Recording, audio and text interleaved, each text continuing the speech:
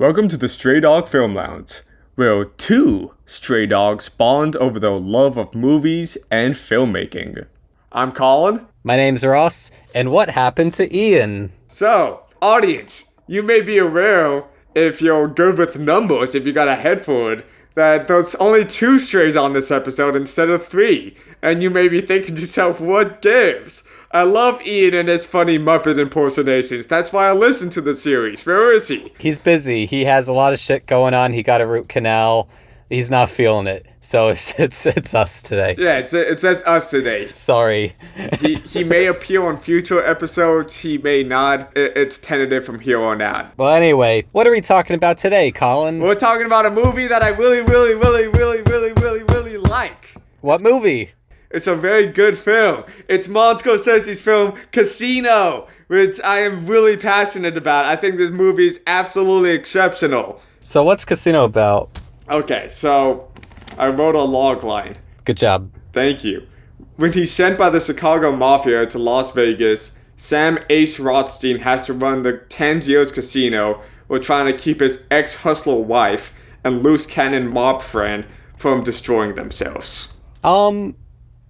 Yeah, that is what it's about. I do kind of feel like halfway through the movie, he's also trying to protect the casino and keep it and make it a more legitimate business. Oh yeah. But Joe Pesci keeps screwing it all, keeps going too far and fucking things up. Well, also the mob back in Kansas City's fucking shit up too.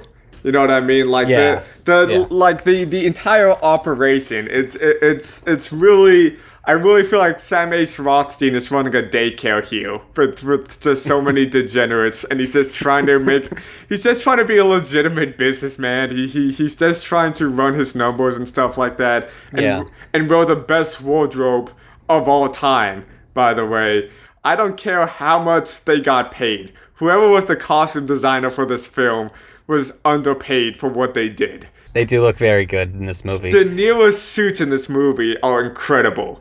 I have a quick question. Yes. Of all of Scorsese's filmography, why did you choose this to be the first one we talk about on mic? Truth be told, it's the one that that has had the most lasting impression on me. Interesting. Which may sound weird because, you know, movies like Taxi Driver and Raging Bull, I think, are just like the perfect summations. Those are the iconic ones. They're truly iconic, and they truly have some of the best visual storytelling and like cinematic storytelling techniques like known to man. I mean, this also has a lot of like great cinematic technique, but I guess it is like, it just kind of make a point that like even a mid Scorsese movie is a great Scorsese movie. True, that's definitely true, but I wouldn't consider this to be a mid Scorsese film. Well, it's not a mid movie. I would say this is mid for Scorsese, because I've seen New York. That's a bad Scorsese. A lot of people are trying to reclaim that as a great Scorsese film. No, New York is just constant suffering, and then there's like 15 good minutes at the end, but it's mostly just suffering, and like Robert De Niro's character is like so unbelievably unlikable. Like even more unlikable than Travis Bickle. Wow. But it's supposed to, but the movie's also trying to be like a feel-good romantic musical at the same time. But it makes no sense. It was Martin Scorsese at his most coked out. I think even he would agree that New York was a bad movie. Yeah, a lot of people are saying that like it's like a better version of La La Land. The last 15 minutes are the better version of the last 15 minutes of La La Land. Like, I feel like Damien Chazelle definitely took something from New York in that regard. Yeah. But that's pretty much it. Because it gets very theatrical towards the end. But other than that, yeah, it's a miserable time. It says abject misery as a film. Yeah, it's just Robert De Niro just being horribly abusive to Liza Minnelli, and Liza Minnelli like stays married to him for some reason. Oh, I can't do that. I can't watch a movie where Liza Minnelli just gets tortured in it.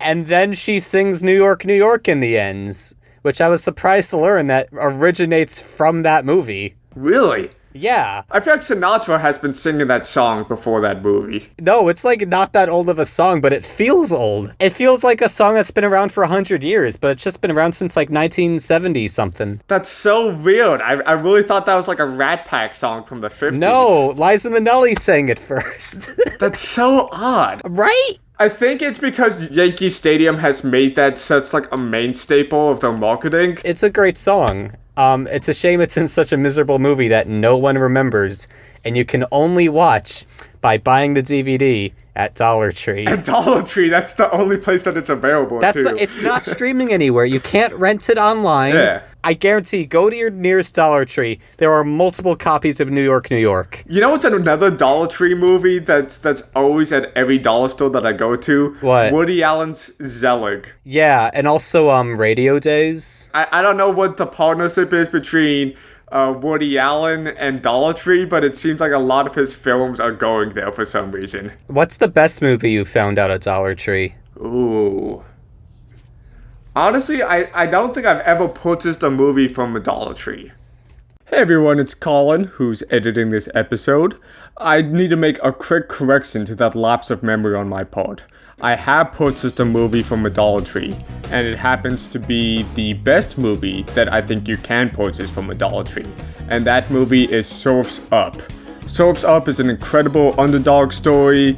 It's a film from my childhood that I very fondly remember. It's got a very cool chicken in it. It's got animation that's very impressive for the time period, and that I think still holds up. And I would recommend that everyone everywhere purchase Surf's Up from the local Dollar Tree. I guarantee that it's worth more than $1. So check it out for a great deal. Now back to our regular scheduled programming. Best movie I found out at Dollar Tree? Her.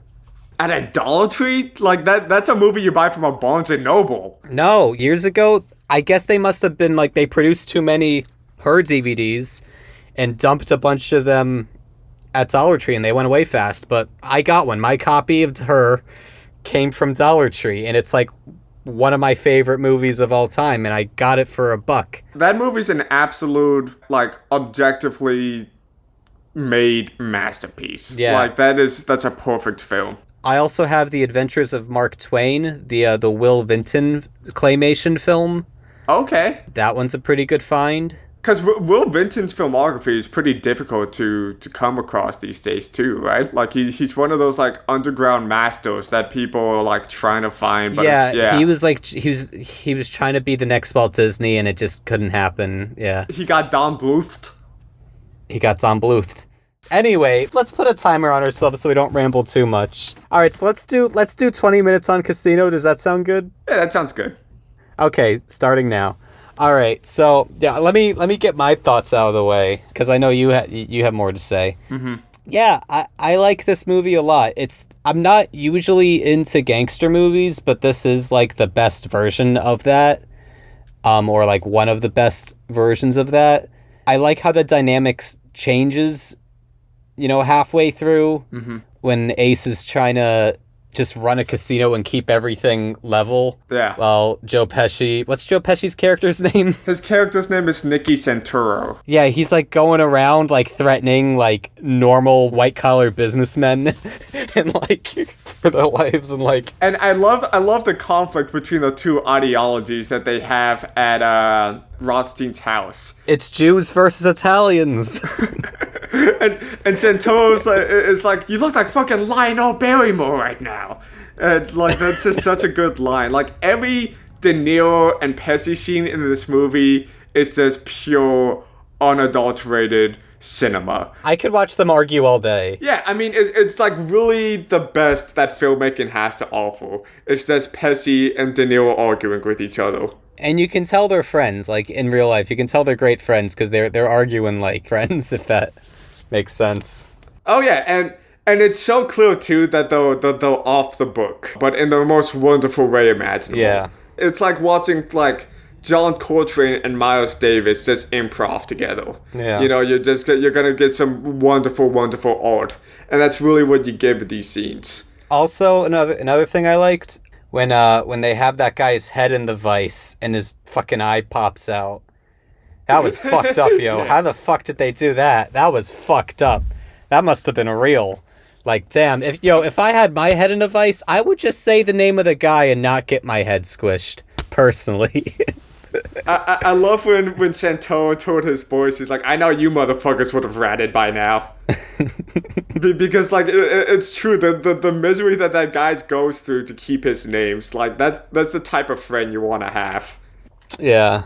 Like, I truly think that Nicky Santoa is a lot more threatening than Joe Pesci's character in Goodfellas. And I think they're different characters as well. Like, a lot of people really love to pigeonhole Joe Pesci and says, oh, he just plays angry Italian men who have short guy syndrome. Yeah. And are just explosive and stuff like that. Another thing about the comparison between this and Goodfellas is that I think the stakes are so much higher in this movie. And that's what I find more compelling about it. Which is, wait, are you telling me that the movie about a casino is high stakes? Oh, brother, this guy stinks! It's definitely high stakes, and Ross has not lost his flavor for one-liners. He's got a future ahead of him. Thank you. What other stray thoughts do you have on Casino? It's just, I think this movie is just the perfect allegory for capitalism. Capitalism is a casino in a desert surrounded by a lot of dead bodies buried in the sand. And it's a system set up where everyone loses. And if you win, we're gonna fuck you over more. Like that scene with the Japanese businessman. Yeah, the Japanese businessman who like wins a lot of money and then is ready to leave, and then he gets Don Rickles to be like, so the plane broke down. I don't know. I mean, good thing it's down here, not up there. And then, like...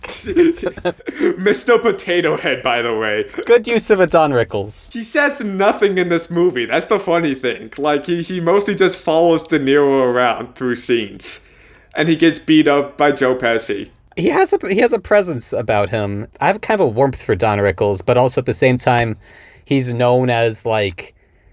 like the king of Sting. Like, he's known for being a guy that, there's a toughness to him at the same time, This is why it's such interesting casting, because, like, Don Rickles was, like, kind of like a Rodney Dangerfield, and he was, like, a guy who was just known for his one-liners and for his wit. And just for being brutal, like, he's really good at just ripping people apart in, like, roasts. Yeah. And in this movie, he's like the silent partner. You know what I mean? Yeah. He barely says anything. That's true. I didn't really even think about that. Like, I think that Scorsese's casting is just really interesting. I think he just has an eye for just finding the right characters for specific roles. Yeah. And I think he goes left field a lot of times, and I think most of the time it pays off. Well, I mean, he does always kind of default to making Robert De Niro a lead, though. Oh, yeah, and now Leonardo DiCaprio, since De Niro's older. Oh, that's true. Yeah. Leo's the new De Niro, yeah. Yeah, which is weird. I would see Leo as, like, the new, like, Jack Nicholson. Can I give my Robert De Niro hot take? Of course, go ahead. It's not that hot. It's more of a warm take. This is more of a personal thing for me. Mm-hmm. In both this and The Irishman, I'm just like, man, you're just the most Italian man. I don't believe that you're this other thing. I don't believe you're Jewish. I don't believe you're Irish. Get out of here. Truth be told, though, his father was Irish. His father is Irish, so it makes sense to the Irishman. Yeah, okay. But, Ross, as a Jew, what do you think of Robert De Niro playing a Jewish man in this film? I mean, I don't really care that much. Mm-hmm. Culturally, I don't think it's a super insensitive depiction. If anything, I think this movie's more anti-Italian than anti-Jewish. It's really anti-Italian. Yeah. No one is more critical of Italians than Martin Scorsese. It's like a suicide note left by an Italian man. You know what I mean? But yeah, no, I mean, he's Robert De Niro. He's a master. He can do whatever the hell he wants. And yeah, no, he does a good job. It makes sense for the character. He's a very, like, no-nonsense businessman. Makes sense. Works for Robert De Niro. No prob there. It's not as egregious as, like, Viggo Mortensen playing an Italian man in, like, Green Book. Where, like, he's, like, really... Hey, it's me, Tony Lip. You're telling me that these broads don't like this? You never had fried chicken before? I really wouldn't say that, like, Robert De Niro is doing, like, a Woody Allen voice in this movie. Exactly. That's why it doesn't bother me, is because it's just Robert De Niro being Robert De Niro. Yeah. And I'll take that over him putting on, like, a Jew voice. Yeah. You know? He's not doing a Jew impression. Exactly. So it's not really, like... It's Robert De Niro playing the specific man, Sam Rothstein. Who happened to be Jewish. Yeah, but it is an important part of the character, though. Because, you know, there's that cowboy guy who's like, oh, you people, when you come here, you're going to learn, you're going to go back home or whatever. Mm-hmm. And then also, like, Joe Pesci shouting out at him in the desert. Oh, yeah. Or anywhere to any of his henchmen. He just hates the fact that he's Jewish. Get the fucking Jew. Yeah. You know? Yeah. What's special about this movie, too, is that it also shows how foundational the Jewish mob was in the Italian mafia and how little praise they got for it. Well, isn't the thing like they were the accountants? Well, not only the accountants, but also the organizers and the visionaries. Yeah. Like, Meyer Lansky is, I don't know, have you seen the show Boardwalk Empire? No, I haven't. It's a good one. I would definitely recommend checking it out. It falls apart a little in the final season, but it shows how visionary Meyer Lansky, who is portrayed not by the same name, but in Godfather Part 2, that great actor, what's his name? I'm gonna look that up real quick. Hyman Roth in Godfather Part 2 is meant to portray Meyer Lansky and just be a surrogate for him. And he was the guy that moved everyone down to Cuba, moved everyone's money down to Cuba, which later backfired on them. But he was the mob accountant, and he was also the guy that helped organize everyone into the five families, so people stopped feuding so viciously with one another over territory and stuff. And so the Jewish mobsters really helped build the basis for the Italian mafia to flourish in the 20th century. Hell yeah. I mean, there's like a mafia of like every culture. Like, I'm pretty sure there's like an Amish mafia. I think that's just a Lifetime show. I'm not sure about the validity to that. It exists though. I don't know. It was some reality show, but it definitely, if it exists, it probably exists. I'm pretty sure it's a real thing. You don't think there's an Amish mafia? I'm sure they trade in wood or something like that. I don't think that I can really buy heroin from the Amish mob. I don't know. But one more thing about Sam Rothstein. I like when he's reassigned. He's told to do a different job position, and he's told make sure it's a quiet job you take. And he goes on TV. That's such a Trump move to me. Don't compare this great businessman to a demagogue monster like Trump. No, but he is. I mean, he's definitely smarter than Trump, but he's undeniably also a shady businessman. Without a doubt, he's working with the mob. But the idea is that he's told to shut up, and he's in legal trouble, and his first choice is to be really loud publicly. Yeah, it's great. It's I love that. That's so funny to me. He would be on Twitter, Yeah, I think these Scorsese films are pretty funny. A lot of people say that Scorsese isn't good with comedy. I disagree with that completely. Hard disagree on that. His movies make me laugh more than any Todd Phillips film has ever done. Wait, Todd Phillips. Hangover trilogy. Oh, okay, gotcha. Okay. The Joker guy. Joker guy. Yeah. Oh, okay. I was going through my Rolodex of Todds. I was like, not Todd Field. There's way too many people in the entertainment industry with the name Todd. I think we need to cap that. But what were we just talking about? Oh yeah, you were talking about Scorsese comedies.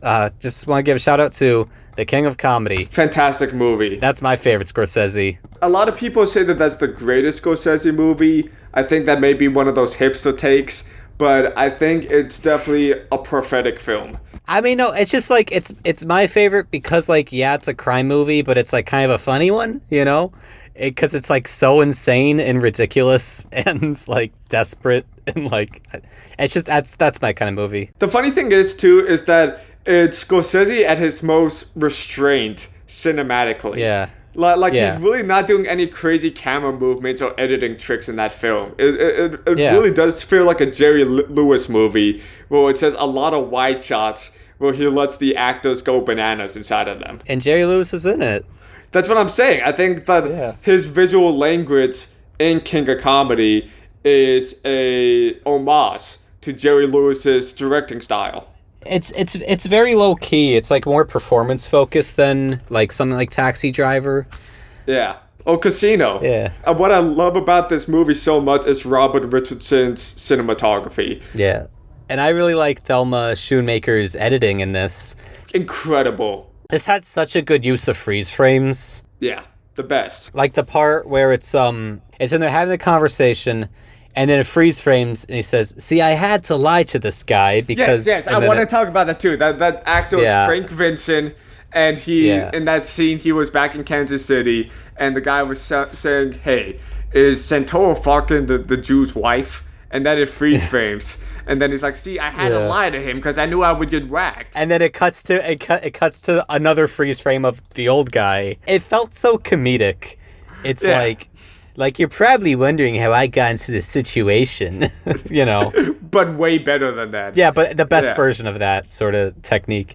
And then also the way it cut on the snapshots when De Niro's fighting with Ginger. Oh yeah. That ruled. I love that shit. Anytime there's just something violent happening, just super fast cutting, really exciting. Love that shit. What I really like too is that she does really quick cuts between a medium shot and a close-up when we're introducing a character. Yeah. And so it's like a shotgun type of cut. Because we have a medium shot that we barely have any time on, and then we cut to the close-up. Bam, this guy. And I think that really gives it some oomph. It does, yeah. Thelma's editing is just incredible. I think it's very fair to say that she may be the best editor of all time. Easy. You know, I don't think that's a hard take at all.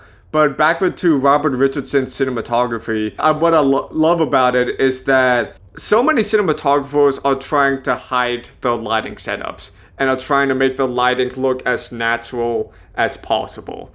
And Robert Richardson really could give less of a shit about realism with the way he lights things. I think what you're talking about is just like general trends, you know? Because I feel like that was the general look of movies in the 90s and before.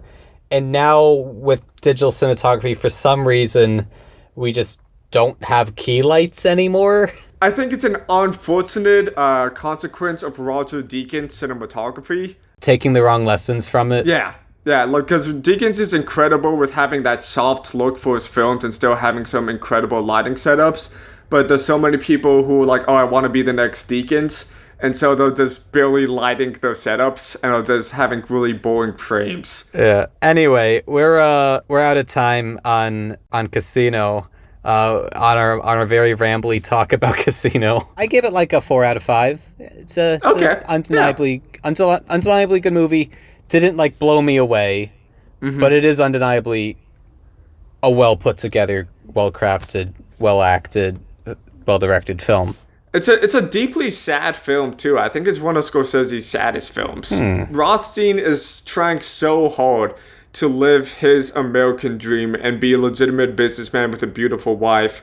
One of the saddest scenes in this movie for me is when Sharon Stone goes back to the house to get her things, and the cop is outside with Rothstein, and they're just talking to each other. And the cop is telling Rothstein, like, oh, my life's going good. My wife is expecting another kid. And De Niro says, oh, that's nice. And he seems so heartbroken because he's trying so hard to fix. I just realized we didn't even talk about James Woods. James Woods is so fucking incredible. He's an absolute slimeball in this movie. He is the best actor at portraying slimeballs possibly ever. Like, there's just something so scuzzy about him. And Hollywood, please bring back James Woods. I know that he's not the most likable guy to be around, but he's so good at being a slimeball. And I think so many contemporary Hollywood movies are scared of having slimeball characters in their films. So what do you rate Casino out of 10 or 5 or whatever we do? 10 out of 10, 5 stars. I really think that this is a very overlooked film in Scorsese's filmography. And I would much rather recommend this film than Goodfellas. I think they're both good films, but I think that Casino's superior to Goodfellas. Okay. You're gonna hate me. I still haven't seen Goodfellas. That's fine. Okay. If I were to say to you, bro, you haven't seen Goodfellas, I would need to take a shower afterwards. I'm not a gangster movie guy. Like, I'm really not. It's such a film bro movie. Yeah. Like if I ever say to you, bro, have you seen Fight Club? Can you just put me down? I do like Fight Club. I think that's such a viciously overrated film. It's all right. It's okay. That's what I'm saying. It's okay, but I need to give it a rewatch. I have a coworker who says like Fight Club is the greatest movie of all time. He's a young teen. Exactly. It's a young teen movie. Yeah, it's a movie for boys. So now it's time for a new segment, pretty new since we started it last week, called Stray Dog Side Watches. And that's basically where Ross and I talk about films that we've watched over the course of the past week and just talk about them for a little bit and whether or not we like them or not. So, Ross, what did you watch this week on your free time? I watched Deep Blue Sea, the 90s shark movie. How is it? It's so fucking fun. It's so funny. The premise is insane. They're fucking doing Alzheimer's research on sharks, and they're making the sharks smarter, which is a terrible idea. Why would you want to do that? And so now multiple sharks that have been made more intelligent are attacking this underwater laboratory. And like, this sounds wonderful. This sounds like a treat. It's so fucking campy and good, and it's never boring. We don't make bad movies like this anymore. Like, Cocaine Bear wishes it was Deep Blue Sea. Renfield wishes it was Deep Blue Sea. Deep Blue Sea is just like a masterpiece. The first big kill is Stellan Skarsgård gets his arm bit off by a shark, right? Mm-hmm. And so he's put in a stretcher, right? Yeah. And they're like helicopter lifting the stretcher out of the water, right? Mm-hmm. But then the cable of the stretcher goes loose. I think the shark pulls it. I don't remember, right? Mm-hmm. And then Stellan Skarsgård, who's strapped to the stretcher with like an air tank on him, falls into the water and is grabbed by the shark and dragged around by the shark. He's still breathing because he has the air tank on him, and the shark uses Stellan Skarsgård, half conscious, without an arm, as a projectile to break open the glass window to the laboratory. What's great about that too is that I know that's the first kill. I know that Stellan Skarsgård gave 110% to making that as realistic as possible. Oh, it's like I really felt his pain. It was a little upsetting. like Stellan isn't a guy that gets a script like that and says, "Oh, it's time to ham this up." You know, he's like, no, I am a serious Swedish actor, and I'm gonna make this as believable as possible. Yeah, Samuel L. Jackson's also in it. Mm-hmm. There's a very funny bit with him I'm not gonna spoil. There's also a bird in it. There's a parrot in the movie. One of the side characters is like the most 90s black guy ever. I think he's played by LL Cool J. Is that right? It might be. Let me double check that. They clearly hired him to be like the black comedic relief of this 90s movie, you know? Yeah. LL Cool J is one of the greatest rappers of all time, and I've always been curious to check out his acting career, and I haven't seen any of his films. Yeah, it is LL Cool J. Yeah, so it's LL Cool J. He's a chef, and he is kind of a B-plot. Mm-hmm. He's a chef who has to escape the flooding facility, and he has a pet parrot that's always hanging out with him. Yeah. And the whole time I was like really worried about whether or not the parrot would live or not, because, you know, I'm a bird guy. Not gonna give away what happens to the bird. Is he like a Patsy the Pirate type of parrot? Yeah, he is kind of like Potty, yeah. Kind of a similar vibe, but he's not a marionette. Nice. Does LL Cool J do a good job in the film? That's all I need to know. Yeah, he's fun. He's fun. Nice. Moving along. I'm glad that Deep Blue Sea is a fun film. I'm gonna check it out sometime. Before moving on, before wrapping this up, there's one more recommendation that I must give about a new movie. I saw Guy Ritchie's The Covenant with starring Jake Gyllenhaal. How is it? It's fantastic. Oh, okay. It's a really great film. Like, I was really expecting it to be a very passable film. I don't like Guy Ritchie that much as a filmmaker. I think he prioritizes style over substance. But this film certainly had a lot of heart. And it was contemplative too. Like, it made me really consider the Afghani war and America's involvement in it. And it just set up a whole conversation that I had with my friend afterwards. And it's a phenomenal performance from Jake Gyllenhaal. Yeah. So I really thought it was going to be a future Dollar Tree movie, and it certainly isn't. It's a prestige film. Huh. It looked like a real Redbox movie to me. That's interesting. That's what I'm saying. Yeah. It seemed... I only saw it because my friend Joe is a massive Jake Gyllenhaal fan and demands to be a Jake Gyllenhaal completist and watch all of his films. So I agreed to watch it with him, expecting nothing. He's even seen, like, Life, that, like, alien knockoff. I think he's seen every Jake Gyllenhaal movie. I needed to verify this with him, but there's no bigger Jake Gyllenhaal fan, at least in the tri-state area, than Mr. Joe Pastella. Alright, folks, that's about all we have for this week's episode.